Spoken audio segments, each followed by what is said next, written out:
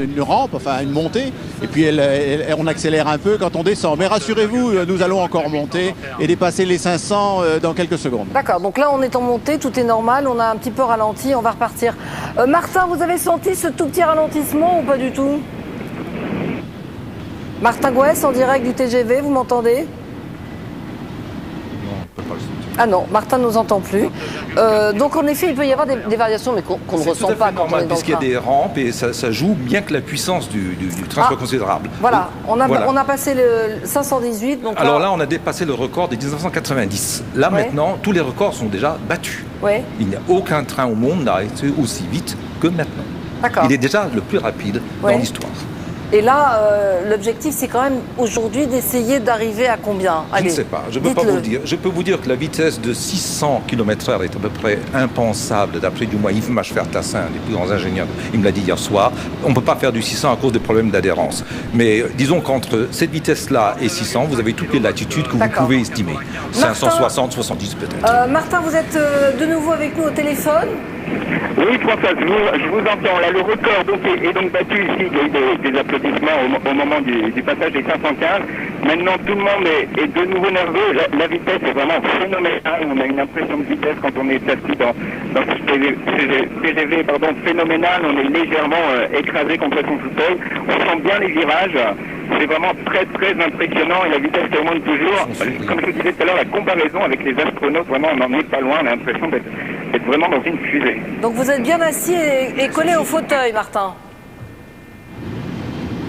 On a perdu Martin Gouès, mais il faut dire qu'à cette vitesse, c'est pas évident non plus de garder. Ce n'est pas évident de garder des liaisons. Vous pouvez remarquer le défilement des supports de caténaire. Vous voyez, c'est absolument extraordinaire. Ils ponctuent toutes les secondes. Vous voyez, absolument. Voilà.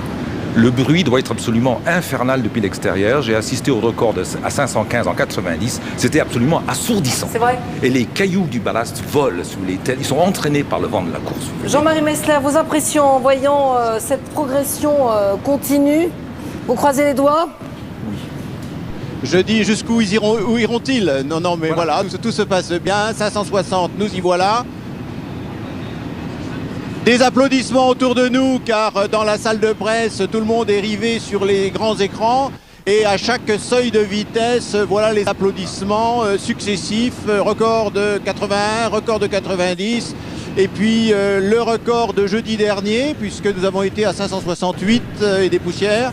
Nous voilà à 567. Jouer son va-tout. Alors c'est maintenant que tous jouent. Absolument. Soit on décide d'arrêter, soit on continue. C'est le va-tout complet. Alban Mikosi. Françoise, pardon de vous interrompre Françoise, mais le voilà au bout de la ligne droite. Effectivement, c'est pour ainsi dire une fusée sur Terre. J'imagine que vous voyez cette image extrêmement spectaculaire. Alors il passe à notre hauteur. Ah, c'était extraordinaire. Vous avez entendu peut-être quelques applaudissements autour de nous, mais ici surtout, aussi on applaudit. Vraiment, il est passé d'une manière extrêmement spectaculaire. Je peux vous dire que ici c'est vraiment très très impressionnant. Vous savez-vous à quelle vitesse il est passé? En tout cas pour nous, on n'avait jamais vu un train passer aussi vite.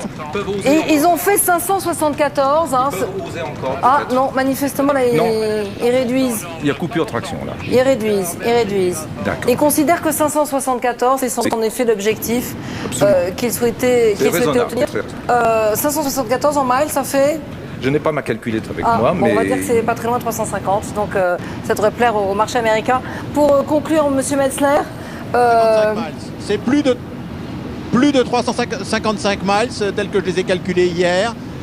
Donc c'est un chiffre rond, intéressant pour la communication, mais surtout une merveilleuse réalisation commune des gens qui ont préparé les rames, des gens qui ont préparé la voie, des gens qui ont mis en place le matériel et qui aujourd'hui dirigent les essais. Et puis je n'ai garde d'oublier tous ceux qui ont précédé, qui ont permis aujourd'hui qu'un train, finalement, deux roues roulant sur des bouts de fer, roule à 574 km/h.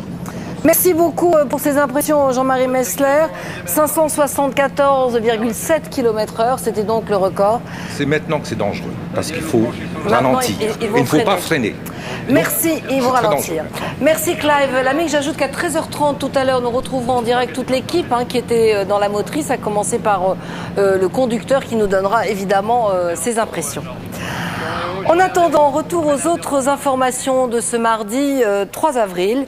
On en sait maintenant un peu plus sur ce tsunami qui a ravagé les îles Salomon. Difficile de se faire une idée précise du bilan. 13